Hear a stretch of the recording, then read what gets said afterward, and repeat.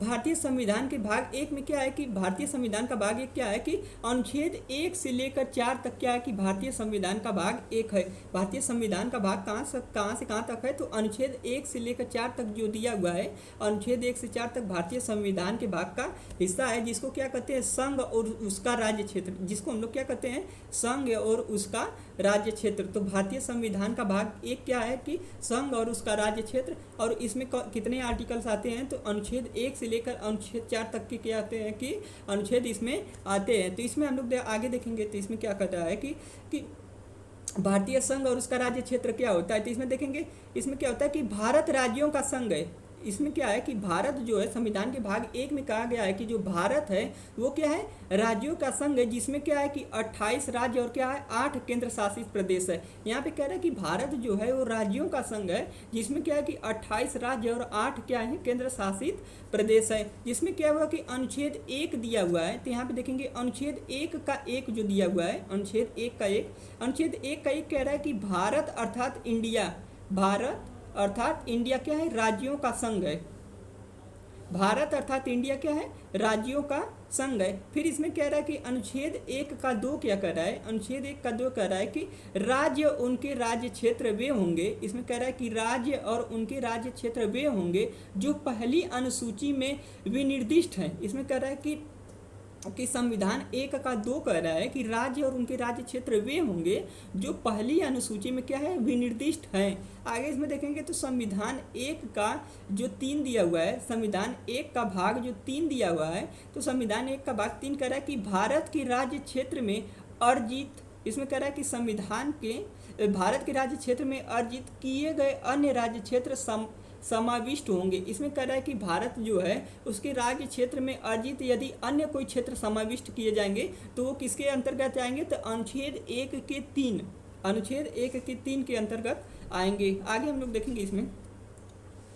आगे इसमें दिया हुआ कि अनुच्छेद 2 देखेंगे तो अनुच्छेद 2 कह रहा है कि भारत की संसद को विधि द्वारा, इसमें क्या कह रहा है कि भारत की संसद को विधि द्वारा ऐसे निबंधों और शर्तों पे जो ठीक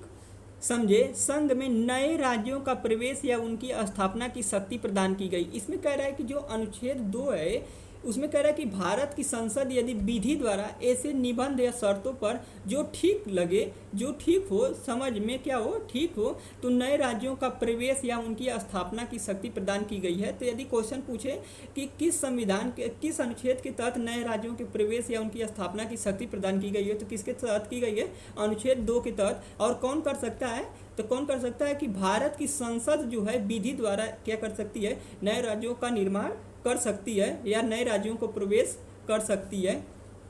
आगे इसमें देखेंगे अनुच्छेद 2 क्या कर रहा है कि अनुच्छेद 2 क्या कर रहा है कि नए राज्यों का निर्माण या वर्तमान राज्यों की क्षेत्र सीमाओं या नाम में परिवर्तन संसद विधि द्वारा कर सकती है। इसमें कह रहा है क्वेश्चन आगे इसमें अनुच्छेद 3 क्या कह रहा है कि यदि नए राज्यों का निर्माण करना हो, जैसे कई स्टेट को काट कर, जैसे स्टेट को काट कर नए स्टेट का निर्माण करना है या वर्तमान स्टेट में किसी का नाम चेंज करना है, तो क्या होता है कि अनुच्छेद 3 के तहत संसद विधि द्वारा ये क्या कर सकती है कि नए राज्यों का निर्माण कर सकती है या क्या कर सकती है कि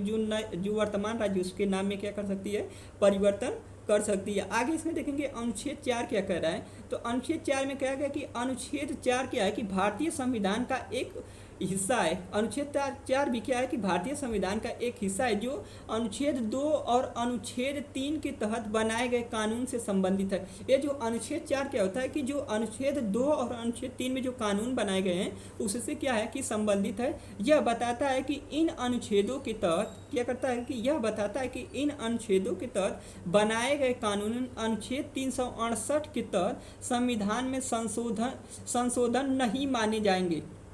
यहाँ पे क्या होगा कि यदि नए राज्य जो बनाए जाएंगे, इसमें कह रहा है कि अनुच्छेद 2 और 3 के तहत इन नए राज्य या बनाए जाएंगे या राज्यों के नाम में परिवर्तन किया जाएगा या किसी बाहरी हिस्से से यदि कोई नए राज्य इसमें क्या होते हैं भारत के हिस्से में जुड़ते हैं, तो क्या होता है कि अनुच्छेद 368 के तहत इसे संविधान में संशोधन नहीं माना जाएगा। और पहली और चौथी अनुसूची में, और क्या कर रहा है कि पहली और चौथी अनुसूची में आवश्यक संशोधन शामिल होंगे। और इसमें कह रहा है कि पहली और चौथी अनुसूची